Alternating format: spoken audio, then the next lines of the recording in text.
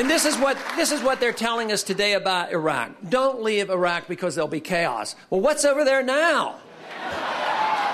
You know, and who's telling us don't leave or there'll be chaos? The people who said, you know, we're going in there, we're going to protect our oil, we're going to get those weapons of mass destruction, we're going to get those people had to do with 9/11 because if we don't, we're going to be threatened. And yet, who told us that it would be a cakewalk and we wouldn't have to pay anything because it was going to be paid through oil? They're the ones who are telling us if we leave, there'll be chaos. I would say, why listen to the people who gave us nothing but bad information all along?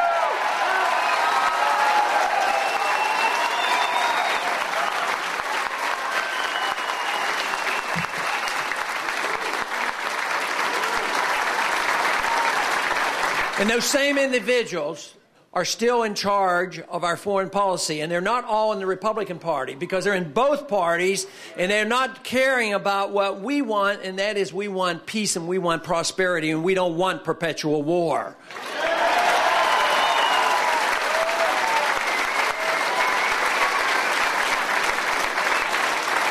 And it's been going on a long time. We've been involved in the Middle East, actually, to some degree, since World War I. You know, and the Versailles Treaty helped created the country of Iraq, which is an artificial country. In '53, our CIA overthrew Mossadegh and put the Shah in power.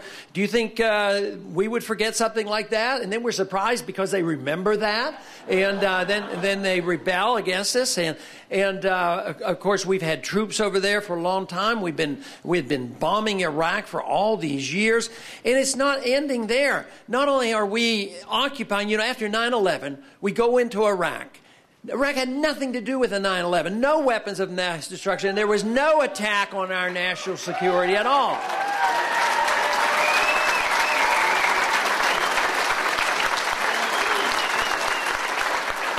So if you understand, which is very clearly evident, is that they get annoyed with us when we annoy them. And so what have we done since 9/11? Well, we have now occupied 2 more Arab Muslim countries. We're occupying Afghanistan, which, by the way, is going very, very poorly. And if anybody believes the surge is really working, they just have to read, you know, a little bit about what's really going on in the news. One reason why some of the killing subsided, even though it's picking up again now, at the end of last year, was actually the South has been lost. You know, the British have left. We're not even in the South. And guess who has the greatest amount of influence in the southern part of Iraq? The Iranians. So it's almost like we serve the Iranian interest by going over there. So we see them growing in strength. So now what are we doing? We're threatening Iran. We're threatening them, and you better do this, or we're going to start bombing you. Early in one of the debates, remember, it came up, what would you take off the table? None of them would even take off a nuclear first strike against the Iranians. I mean, where have we gone in this country? So what have we done with Pakistan over all these years?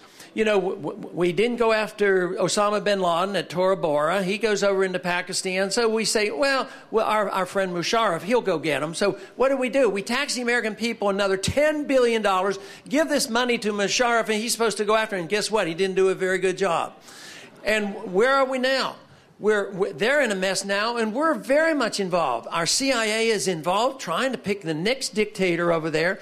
We're very much involved behind the scenes in trying to undermine the government of Iran, and it's on and on.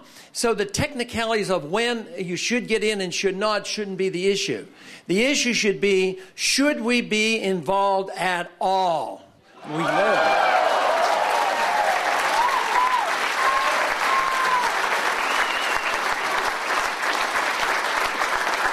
But it will come to an end. It comes to an end with all great nations that extend themselves too far, and we have. But it always comes in for economic reasons, whether it's the collapse of the Soviet system, the Roman Empire, or the Spanish, whoever. They just go too far, and this is what's happened to us. And this is why the most important signal to tell us where we stand in our insolvency and how close we are to the bankruptcy is the value of the dollar. And the dollar is going down continuously. And I do not believe that we will revive the dollar as we did in 1979, 1980, when we drove the interest rates up to 21% and brought on a very, very severe recession.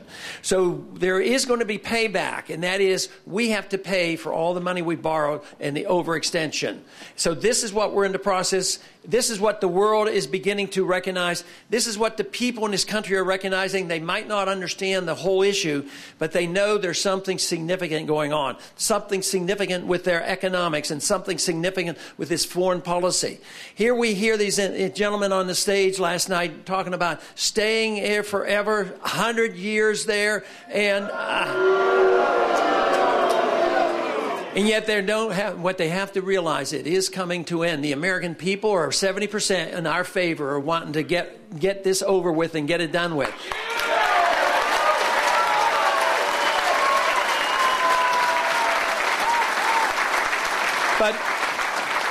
But what we need to do is not let it come down and come crashing on our heads, because that is very, very dangerous when you see runaway inflation and destruction of a currency. So my plan is very simple. It's very simple because all we have to do is cut depending on priorities. You don't need to go and cut the people who have become dependent on the federal government for their medical benefits, even though technically there's a much better way than government doing it. But you don't need to do that. What you need to do, what we need to do as a country, is stop that spending overseas. It's $1 trillion to operate that. Why don't we save about $500 billion of it, bring all the troops home from Korea and Japan and Europe, the whole place.